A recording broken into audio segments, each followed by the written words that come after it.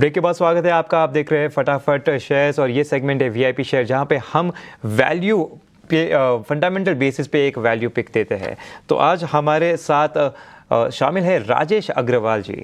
राजेश जी, बताइए क्या है आज की पिक, साथ ही ये भी बताइए कि बाजार में निफ्टी देखें तो ऊपरी स्तर से ऑल टाइम हाई से 10% गिर चुका है, मिड कैप स्मॉल कैप भी 11-12% गिरता हुआ नजर आ रहा है। ये जो बिकवाली हुई है उसके मेन रीजन कहीं ना कहीं वैल्यूएशन बताए जा रहे थे। तो इतना गिरने के बाद क्या स्टॉक्स हमें वैल्यू थोड़ा प्रॉपर यहाँ पे प्लेस नजर आ रहा है? साथ ही साथ आपकी क्या है आज की पिक, वो भी बता दीजिए।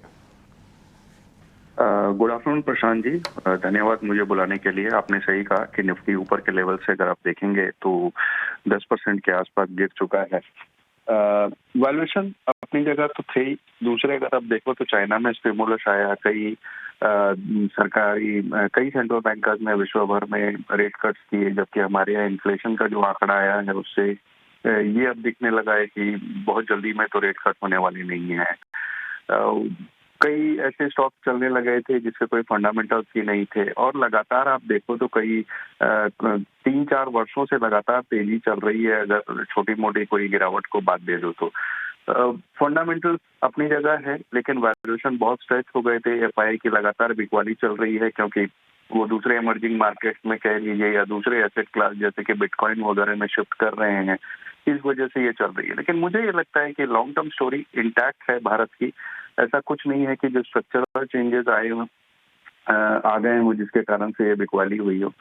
फंडामेंटल्स स्ट्रांग है, वैल्यूएशन स्ट्रेस थे जो अब करेक्शन के बाद कंफर्टेबल लेवल पे आ गए हैं, और कोई अगर साल 1.5 साल के होराइजन के साथ अच्छे स्टॉक्स में खरीदारी करता है तो मुझे लगता है कि अच्छे रिटर्न्स पे बैठा होगा।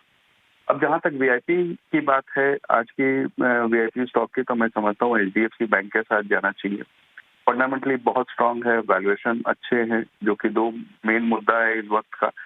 अगर आप देखो तो एक विश्व का सबसे बड़ा बैंक है, one of the world largest. Asset quality stable है।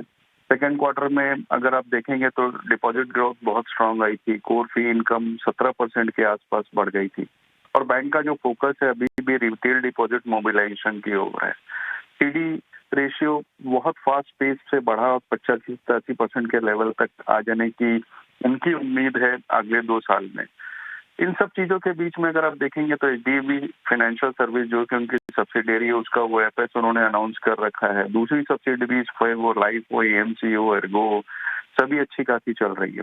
और हमारा अनुमान है कि अगले साल ये बैंक 80,000 करोड़ की बॉटम लाइन डिक्लेयर करेगा।